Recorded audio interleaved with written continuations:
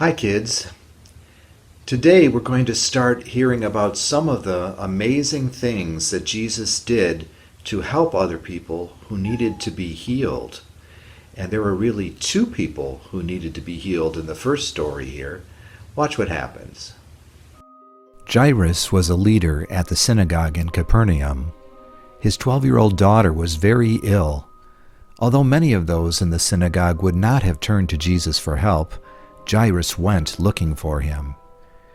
Jesus had visited the other side of Lake Galilee, and a large crowd waited in Capernaum for him to return. Jairus came and fell at Jesus' feet, pleading with him to come to his house as his daughter was now dying.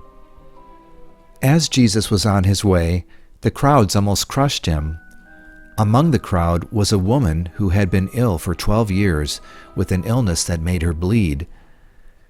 She had spent all her money going to doctors to make her better, but her condition had only gotten worse. In Jewish law, her illness, as it caused her to bleed, made her unclean, so she had to avoid going near other people or touching them when she was suffering. Hoping to go unnoticed, she crept up behind Jesus. "If I just touch the hem of his garment, I will be healed," she thought. The woman reached down and touched the edge of Jesus' garment. Immediately, her bleeding stopped and she felt well. At once, Jesus knew power had gone out from him. He turned around in the crowd and asked, "Who touched me?" His disciples replied, "Everyone is crowding around and pushing, yet you ask who touched you?" But Jesus said, "Someone touched me. I know that power has gone out from me." The woman came trembling and fell at his feet. She confessed in front of everyone that she had touched him and had been instantly healed. Jesus replied, "Daughter, your faith has healed you. Go in peace." While Jesus was still speaking, someone came to break terrible news to Jairus. "Your daughter is dead," he said. "Don't bother the teacher anymore."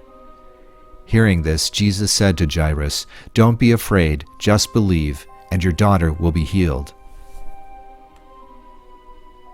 Jesus went to Jairus' house, where people were wailing and mourning. "Stop wailing," Jesus said. "She is not dead, but asleep." The mourners laughed at Jesus, knowing the girl was dead. Then Jesus took Peter, John, and James and the child's parents inside the house. Jesus took the girl by the hand and said, "My child, get up."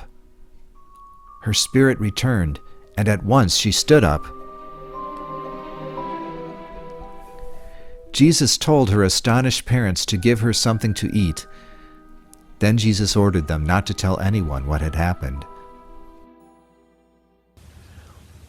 Well, Jesus did do two miracles, didn't he? He healed that little girl who was dying, and he healed the woman who had faith to touch him. Now, every story about Jesus healing someone in the Bible is different from the other ones. And we may wonder, well, why doesn't Jesus do the same thing for me? Because sometimes we pray and we ask him to heal someone, and there is an amazing miracle, and that person is healed. In fact, I remember one time at the last church that I was at, we were praying for someone who was very sick, and by the time we got home from church, we had a phone call that that person was healed. God did heal that person immediately.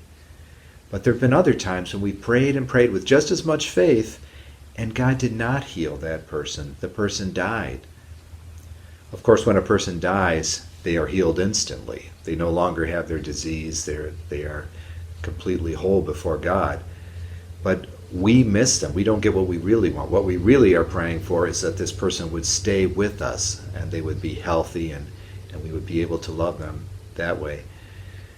But God knows what is best, and that's part of the thing about faith, is trusting that God knows what is best. And for each person, for each healing that needs to happen, God knows what needs to happen and he knows when it needs to happen. And we need to trust that he is really doing what is best for everyone when he answers the way that he does. Well, I hope that you have a wonderful week. God bless you.